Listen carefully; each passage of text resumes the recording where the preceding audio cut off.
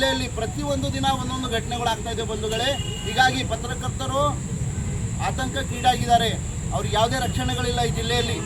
ಅವರು ನ್ಯಾಯಬದ್ಧವಾಗಿ ಏನಾದರೂ ಕ್ವಶನ್ ಕೇಳಕ್ಕೆ ಹೋದರೆ ಅವ್ರಿಗೆ ಬೆಂಡ್ ಹಚ್ಚೋದು, ಅವ್ರ ಮನೆ ಅವರಿಗೆ ಗೃಹ ಬಂಧನ ಮಾಡೋದು ಇವೆಲ್ಲ ಆಗ್ತಾ ಇದ್ದಾವೆ. ಹೀಗಾಗಿ ಏನು ಇದೇ ತಿಂಗಳ 15ನೇ ತಾರೀಕು ರಾತ್ರಿ 9 ಗಂಟೆಗೆ ಏನು ಪತ್ರಿಕಾ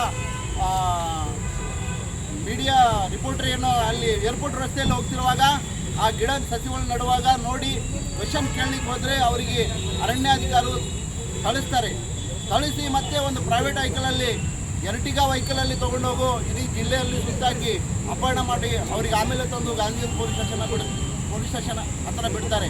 ಇಲ್ಲಿರುವ ಜಿಲ್ಲಾಡಳಿತ ಹಾಗೂ ಇಲ್ಲಿರುವ ಅರಣ್ಯ ಸಚಿವ ನಾಲಾಯಕ್ ನೀತಿಗೆಟ್ಟ ಸಚಿವ, ನಿಮಗೆ ಗೊತ್ತಾಗಲ್ಲೋಗಿದೇನಪ್ಪ ಸಚಿವ, ನಿದ್ರೆ ಮಾಡ್ತಾ ಇದೆಯಾ ನೀನು? ಈ ಜಿಲ್ಲೆಯಲ್ಲಿ ಎಷ್ಟು ಕುಮ್ಮುಗಳಾಗ್ತಾ ಇದ್ದಾವೆ. ನಿನಗೇನಾದರೂ ತಾಕತ್ತು ದಮ್ಮಿದ್ರೆ ನೀನು ಕೂಡಲೇ ಅರಣ್ಯಾಧಿಕಾರಿಗಳಿಗೆ ಸಸ್ಪೆಂಡ್ ಮಾಡಿ ನೀನು ಮಖ ತೋರಿಸ್ಕೋಬೇಕು. ಇಲ್ಲಾಂದರೆ ಅರಣ್ಯ ಸಚಿವ ನಿನಗೆ ಈ ಜಿಲ್ಲೆಯಲ್ಲಿ ಇರ್ಲಕ್ಕೆ ಬಿಡಲ್ಲ ನಾವು.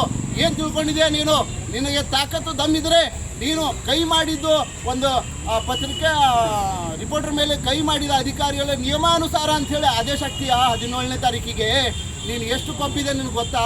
ಈ ಜಿಲ್ಲೆಯಲ್ಲಿ ನಿನಗೆ ಯಾವ ರೀತಿಯಾಗಿ ನೀನು ಎಷ್ಟೆಷ್ಟು ಹಂತವಾಗಿ ನೀನು ಎಷ್ಟೆಲ್ಲ ಮಾಡ್ತಾ ಇದೆಯಾ ಎಲ್ಲರೂ ಗಮನಿಸ್ತಾ ಇದ್ದಾರೆ. ನೀನೇನಾದರೂ ಸಚಿವನೇ ಆಗಿದ್ದೆ ಅಂದರೆ ನೀನು ಕೂಡಲೇ ನಿಮ್ಮ ಅಧಿಕಾರಿಗಳಿಗೆ ಪೈಲೆ ಕಳಪಟ್ಟಿ ಹಿಡ್ಕೊಂಡು ಕೇಳಯ್ಯ. ನಿಮ್ಮ ತಮ್ಮ ಅಲ್ಲಿ ಹೋಗಿ ಹೊನ್ನಿಕೇರಿ ಹತ್ರ ಜಮೀನು ಕಬ್ಜಾ ಮಾಡಿಕೊಂಡು ಇಡೀ ಜಮೀನನ್ನೇ ಕಬಳಿಕೆ ಮಾಡ್ಕೊಂಡಿದ್ದಾನೆ. ಅವನಿಗೆ ಕೊಳಪಟ್ಟಿ ಹಿಡಿದು ಹೊಳ್ಯಾಕಚ್ಚಪ್ಪ ಮೊದಲ. ಇಲ್ಲಿ ಏನು ನೀನು ಸಾರ್ವಜನಿಕವಾಗಿ ಏನು ಪತ್ರಿಕಾ ಮಾಧ್ಯಮದಲ್ಲಿ ಏನು ಪತ್ರಿಕಾ ಅಂಗ ಇದೆ, ಇದು ಒಂದು ಪ್ರಜಾಪ್ರಭುತ್ವದ ಒಂದು ಅಂಗ ಇದೆ, ಅವ್ರ ಮೇಲೆ ಹಲ್ಲೆ ಮಾಡೋಕಸ್ತೀಯ ನೀನು? ನಿನ್ನ ಹತ್ರ ದಮ್ಮು ತಾಕತ್ತಿದ್ರೆ ನಾಲ್ಕು ಸಚಿವ ನೀನು ಈ ಜಿಲ್ಲೆಯಲ್ಲಿ ತೊಲಗಬೇಕು. ಅಲ್ಲಿವರೆಗೆ ನಮ್ಮ ಹೋರಾಟ ಹಿಂತಗೊಳ್ಳೋಕ್ಕಿಲ್ಲ.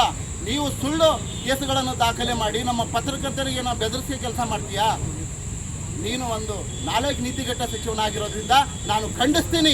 ನಾವು ಜಿಲ್ಲಾಧ್ಯಕ್ಷ ಬಹುಜನ ಸಮಾಜ ಪಕ್ಷ ಸಂಪೂರ್ಣವಾಗಿ ಈ ಎಲ್ಲ ಸಂಘಟನೆಯ ಪ್ರಮುಖರ ಜೊತೆ ಕೂತ್ಕೊಂಡು ಒಂದು ದೊಡ್ಡ ಮಟ್ಟದ ಏನದಂತಂದರೆ ಒಂದು ಆಂದೋಲನ ಮಾಡಿ ನಿನಗೆ ಈ ಜಿಲ್ಲೆಯಿಂದ ಆಚೆ ಕಳಿಸುವವರೆಗೆ ನಾವು ಬಿಡೋದಿಲ್ಲ.